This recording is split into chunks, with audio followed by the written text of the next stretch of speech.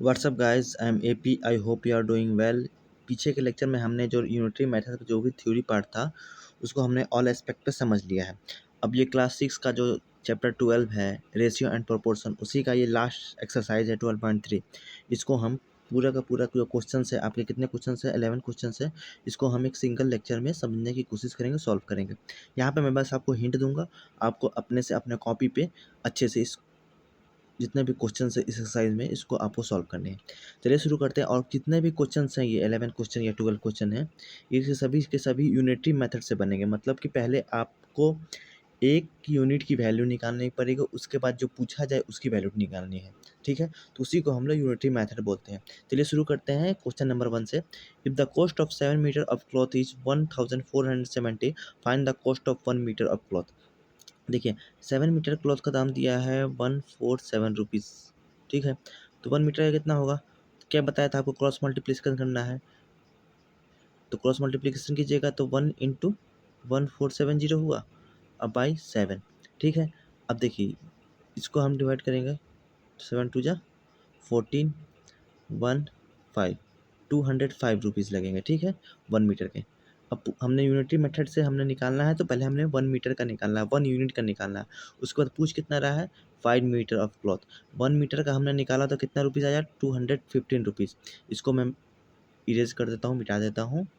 1 metre का हमने निकाला 215 रुपीज़। ठीक है, उसी प्रकार 5 मीटर का कितना आएगा, तो 5 इंटू 215 बाई ये 1 हो जाएगा, क्रॉस मल्टीप्लिकेशन किया हमने, तो कितना हो जाएगा, आप इसको मल्टीप्लाई करके लिख लीजिएगा। चलिए क्वेश्चन नंबर 2 देखिए। क्वेश्चन नंबर 2 है, Ekta earns 30,000 in 10 days, how much will he से अर्न 30 डेज। मतलब एकता 10 दिन में 30,000 रुपये कमाती है, तो एक दिन में कितना कमाएगी, तो 1 इंटू 3000, 30,000 नहीं, 3000, 3,000 बाई 10 इक्वल टू एक दिन में वो 300 रुपीज़ कमाई है। ठीक, तो एक दिन में उसने एक दिन में 300 रुपीज़ कमाई, तो 30 डेज में कितने, क्रॉस मल्टीप्लिकेशन का 30 इंटू 300 बाई 1, ये 1 जो है नीचे आ जाएगा, तो कितना हो जाएगा, 3 9, 9,000 रुपीज़ कमाएंगे। ठीक है, अब इसको आप एक एक नियम से बनाया है, आप इसको डायरेक्ट बना सकते हैं। देखिए कैसे, 10 दिन में 3000 रुपीज़ कमाई है। अब एक दिन में निकालने की जरूरत नहीं है, तो 30 दिन में कितनी कमाएगी, तो क्रॉस मल्टीप्लिकेशन डायरेक्ट कीजिए, 330 इंटू 3000 बाई 10, ये 10 से ये 10 से 10 खत्म हो गया, 3 3 जा 9, ये 9000, ऐसे भी निकल सकता है। लेकिन ये यूनिटरी मेथड से ये एक्सरसाइज है, तो हम पहले 1 यूनिट की वैल्यू निकाल रहे हैं। क्वेश्चन नंबर 3 देखिए, if it has rained 276 mm in the last 3 days, how many centimeter of rain will fall in one full week? Assume that the rain continues to fall at the same rate. मतलब कि तीन 3 last days में 276 mm rain हुई है। ठीक है, 3 last days में, 3 days. ठीक है, तो 7 डेज में कितना होगा, तो 7 डेज से पहले हमें 1 डेज का निकालना पड़ेगा, 1 डेज का निकालना पड़ेगा। तो 1 इंटू 276/3 होगा, 92 mm हुआ, 1 डेज का 92 mm, 1 डेज में 92 mm हुआ, तो 7 डेज में कितना होगा, 7 इंटू 92 हुआ। अब इसको निकाल लीजिएगा जितना आएगा उसमें, क्योंकि सेंटीमीटर में पूछ रहा है, 100 से क्या कीजिएगा, डिवाइड दे दीजिएगा। चलिए क्वेश्चन नंबर 4 देखिए, cost of 5 kg of wheat is 91.50। What will the cost of 8 kg of wheat। 5 kg का wheat का दाम है 9150, 91 रुपये 50 पैसा। तो 1 kg का कितना होगा, क्योंकि यूनिटरी मेथड से बनाने हैं, तो क्रॉस मल्टीप्लिकेशन करेंगे, 1 इंटू 9150 बाई 5, ये हटाएंगे तो 2 जीरो आ जाएगा, ये इधर से काट देंगे, तो 2 से कटाए तो 25, ये 2 से, अरे यार 5 से कटाएंगे, इसको आप निकाल लीजिएगा। उसके बाद जो भी आएगा उसको आप 8 से मल्टीप्लाई कर लीजिएगा। क्वेश्चन नंबर देखिए B, what quantity of wheat can be purchase in 180 rupees. देखिए 183 रुपीज़ में कितना हमें परचेज हो जाएगा। अब देखिए एक, देखिए यहाँ पे दिया हुआ है 5 kg का दाम 91 रुपीज़ में, 9150 में 5 kg मिल रहा है। ठीक है, 5 kg मिल रहा है, तो 183 में कितना मिलेगा, क्रॉस मल्टीप्लिकेशन करेंगे, 183 इंटू 5/91.50 कर दीजिएगा, इसको सॉल्व कर लीजिएगा, आ जाएगा। अब देखिए क्या है, इसके बाद जो भी क्वेश्चंस हैं वो सभी के सभी एक ही टाइप के क्वेश्चन हैं, ठीक है। तो आप कोशिश कीजिएगा। अगर देखिए लास्ट क्वेश्चन बता देता हूँ, 11 number. Anees made 42 run in 6 over. Anees made कर रहा है 42 रन 6 ओवर में। और Anoop made 63 run 7 over. Who made more run per over? बोल रहा है कि कौन, अनूप या फिर अनीस। ये अनीस है, ये अनूप है। कौन एक ओवर में ज़्यादा रन बना रहा है? तो सबसे पहले आपको क्या करना पड़ेगा, एक ओवर की वैल्यू निकालनी पड़ेगी। देखिए 6 ओवर में 42 रन, तो 1 ओवर में कितना बनेगा? अनीस अनीस अनीस का है, तो क्रॉस मल्टीप्लिकेशन करेंगे 1 इंटू 42/6। तो 7 6 या 42, 7 रन बना रहा है हर एक ओवर में अनीस, याद रखिएगा। और अनूप जो है 7 ओवर में 63 रन, तो 1 ओवर में 1 इंटू 63, क्रॉस मल्टीप्लिकेशन किया बाई 7, 9। और अनूप जो है 9 रन बना रहा है हर एक ओवर में। तो कौन ज़्यादा रन बना रहा है? अनूप बना रहा है ज़्यादा रन, यही पूछा है क्वेश्चन में। चलिए आप अपने से सॉल्व कीजिएगा, नहीं आए तो हमें ज़रूर बताइएगा, कमेंट सेक्शन में बताइएगा, हम इसको सॉल्व करेंगे, ठीक है। अच्छे से सॉल्व करके बताएंगे। ये आप लोग को बताया चला कि आपने, देखिए विद्या क्या होता है, विद्या आप अपने आप से सोचिएगा, अपना आप डेवलप कीजिएगा दिमाग को ना, तो आपको अच्छे से समझ में आएगा। ये नहीं कि जाके किसी भी यूट्यूब चैनल से जाके उसको देख के चेप दिए, छाप दिए, तो वो कुछ फ़ायदा नहीं होगा। आपने थोड़ी थ्योरी पढ़ा है, समझ गए हैं, नहीं समझ में आया तो कमेंट में बताइए, समझ गए तो भाई अपने से सॉल्व कीजिए, नहीं आता है तो क्वेश्चन नंबर यहाँ कमेंट में बताइए कि सर ये क्वेश्चन नंबर हमें समझ में नहीं आया, नहीं बन पा रहा है, तो मैं ज़रूर बताऊँगा आपको, कॉन्सेप्ट के साथ बताऊँगा।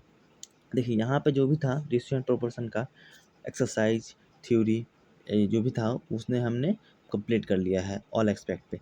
अब देखिए हमने क्या क्या पढ़ा है, एक बार एक नज़र उस पर डाल लेते हैं। For comparing quantities of the same time we commonly use the method of taking difference between the quantities. अगर सेम टाइप की क्वांटिटीज़ हैं तो उसको हम लोग डिफरेंस से मतलब कंपेरिजन कर सकते हैं। जैसे कि मान लीजिए आपकी एज और आपके पापा की एज जिससे कंपेयर करना था, तो घटा के कंपेयर कर सकते थे कि मेरे पापा 25 साल मेरे से बड़े हैं, ठीक है। इन मैनी सिचुएशन, बहुत सारी सिचुएशन में क्या होता है, a more meaningful comparison between quantities is made by using division. और भी उस कंपेरिजन को और भी अच्छे से करने के लिए हम क्या करते हैं, डिवीजन करते हैं। मतलब कि मेरे पापा की उम्र मेरे से 2 गुना है, तो क्या है, डिवीजन है। 2 गुना कैसे निकला, 2 टाइम्स कैसे निकला, उसको डिवीजन करने। मान लीजिए मेरी उम्र 25 है, पापा की 50 है, तो ऐसी तरह माइनस करेंगे या फिर डिफरेंस निकालेंगे तो 25 निकलेगा। 25 years more than me my father is. अगर हम डिवीजन करते हैं तो 50/25, तो ये 2 टाइम्स ग्रेटर देन मी, तो मतलब कि ये कंपैरिजन और भी मतलब कि सही है, ठीक है। इस मेथड्स को हम लोग क्या बोलते हैं, इस मेथड को, this method is known as the comparison by ratio, जो हमने पढ़ा था उसी को वही बोलते हैं। यहाँ पे एग्जांपल दिया है वेट का, वो कुछ नहीं। For comparison by ratio the two quantity must be in the same unit. जैसे कि मान लीजिए कि एक की यूनिट है सेंटीमीटर में, दूसरी की भी कंपैरिजन करनी है तो उसकी भी सेंटीमीटर में ही यूनिट होनी चाहिए। ये नहीं कि एक सेंटीमीटर है, एक मिलीमीटर में। जैसे आपने एग्जांपल देखा था लिजार्ड, आपके घर वाले छिपकली का एग्जांपल देखा था, एक क्रोकोडाइल का एग्जांपल देखा था। एक की सेंटीमीटर में लंबाई दे रखी थी, एक की मीटर में दे रखी थी। तो छिपकली को डाउट हो गया था कि मैं तो उससे बस 5 गुना ही छोटी हूँ ना, लेकिन वो 20 गुना छोटी थी। याद है ना एग्जांपल? हाँ, चलिए ठीक है। द सेम रेशियो में ऑकर इन डिफरेंट सिचुएशंस। बहुत सारे सिचुएशंस में सेम रेशियोज हो सकते हैं, ठीक है। Note that the ratio 2 is different from 2:3, thus the order is which quantities are taken to express the ratio important। देखिए 3:2 और 2:3 की वैल्यू अलग अलग होती है, आपने पढ़ा था। आपको वो एक्सप्रेस करना है कि जैसे कि मान लीजिए कि हमने किया था 1:20, एग्जाम्पल लेकर बता रहा हूँ, 20:1। ये थी लिजर्ड की लेंथ, ये थी क्रोकोडाइल की लेंथ। पहले हमने किसके कंपेयर किया था, लिजर्ड से क्रोकोडाइल को कंपेयर किया था, यहाँ पे क्रोकोडाइल को लिजर्ड से कंपेयर किया, ठीक है। ये चीज़ याद रखिएगा, दोनों की वैल्यू सेम नहीं होगी, ये दोनों की वैल्यू सेम नहीं है, ठीक है। आप ही बताइए 3/2 डिजिट इसको रेशियो कैसे लिख सकते हैं, और 2/3 क्या ये सेम है? नहीं सेम है, तो उसी प्रकार है। और देखिए क्या है, द रेशियो में भी treated as a fraction. Ratio को हम लोग फ्रैक्शन के थ्री ट्रीट कर सकते हैं। जैसे इसके जस्ट जो बताया था 10/3 में बी ट्रीटेड एज 10:3 में be treated as 10/3। Two ratio are equivalent, दो रेशियो इक्विवेलेंट होंगे। आपने इक्विवेलेंट फ्रैक्शन पढ़ा था। If the fraction corresponding to them are equivalent, उनका जो कॉरस्पॉन्डिंग फ्रैक्शन है वो इक्विवेलेंट, जैसे कि 3/2 इज इक्विवेलेंट टू 6/4 और 12/8। आप 6/4 को सिंपलेट फॉर्म में कीजिए, 6:4 को 6/4 लिख सकते हैं, इसको सिंपलेट फॉर्म में कीजिएगा 3/2 आया। 12/8 को भी सिंपलेट फॉर्म में कीजिएगा तो 3/2 आएगा। 4 से इसको हमने वो किया, 3/2 आ गया ना, तो वही है, इसको इक्विवेलेंट फ्रैक्शन बोलते हैं। ए ratio can be express in the it's lowest form. For example एक रेशियो को हम लोग स्मॉलेस्ट फॉर्म में एक्सप्रेस कर सकते हैं, ठीक, ये दिया गया है। देखिए प्रोपोर्शन किसको बोलते हैं ये जानिएगा। प्रोपोर्शन का साइन कैसे होता है ये जान लीजिए। ये रेशियो का हो गया और ये दो कर दीजिएगा तो ये हो जाएगा प्रोपोर्शन का साइन, ठीक। देखिए four quantities are said to be in proportion. Four quantities are said to be proportion होगा if the ratio of the first and the second quantities is equal to the ratio of the third and the fourth quantities, ठीक। अब देखिए 310 और 1550, 310 लिखा है, 3/10, 1550, इसको हम, ये तो 3/10 सिंपलेस्ट फॉर्म में है, इसको हम सिंपलेस्ट फॉर्म में करते हैं। 5 से किए तो 3 आया, 5 से किए तो 10 आया, तो दोनों का जो सिंपलीफाई करने के बाद सेम आता है तो वो प्रोपोर्शन कहलाएगा, ठीक है। अब एक चीज़ जानिए, 3:10 प्रोपोर्शन, 5:15:50। अब देखिए इसको बोलते हैं हम लोग, क्या बोलते हैं तो बताइए, मिडिल टर्म। इसको बोलते हैं एक्सट्रीम टर्म। फर्स्ट और लास्ट टर्म को एक्सट्रीम टर्म बोलते हैं, सेकेंड और थर्ड टर्म को क्या बोलते हैं, मिडिल टर्म बोलते हैं। ये याद रखिएगा, आगे के क्लास में इंपॉर्टेंट है। The order of the terms is the proportion is important. जो ऑर्डर नहीं रखा हुआ देखिए, 310, 15 and 50 are in proportion, but 310, 50 and 50 are not, since 3/10 is not equal to 15/15, ठीक है। मतलब कि the order of terms is the proportion is important. ये नहीं कि आपने 310, 15 एंड 50 को आपने कुछ भी कर, 3, 15, 10 एंड 50 ऐसे करके आप उसको प्रोपोर्शन में नहीं कर सकते। ये जो सेम लिखा हुआ है उसी में आपको रखना पड़ेगा, समझ गए। ये नहीं कि यहाँ का वहाँ उठा के आपने रख दिया, ठीक है। अब देखिए the method in which we first find the value. अब देखिए यूनिटरी मेथड का क्या होता है डिफिनेशन, यहाँ देखिए, the method in which we first find the value of one unit and then the value of required number of the unit is known as the unitary method। किसी कोई solution है, कोई क्वेश्चन है, उसमें पूछे कि सपोज मान लो the cost of 6 cans is 210, 6 cans का दाम 210 रुपये है। To find the cost of 4 cans, 4 cans का दाम निकालना है, तो पहले हम इसमें क्या करेंगे, 1 केन का दाम निकालते हैं by using the we first the find the cost of 1 केन।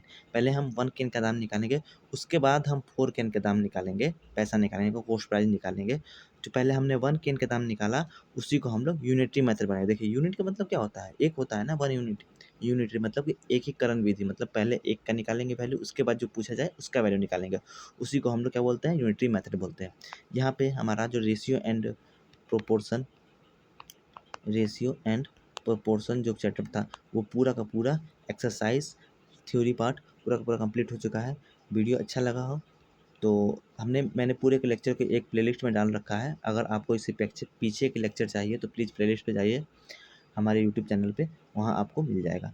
चलिए अच्छा लगा, यहाँ पे हमारा जो रेशियो एंड प्रोपोर्शन चैप्टर था पूरा ख़त्म हो चुका है। आगे जो चैप्टर 13 है, चैप्टर 13 इसको हम लोग आगे के नेक्स्ट लेक्चर में देखेंगे। Thank you so much. Video को सब्सक्राइब लाइक कर दिएगा, चैनल को सब्सक्राइब जरूर करते हुए जाएगा। Thank you so much, bye, thank you.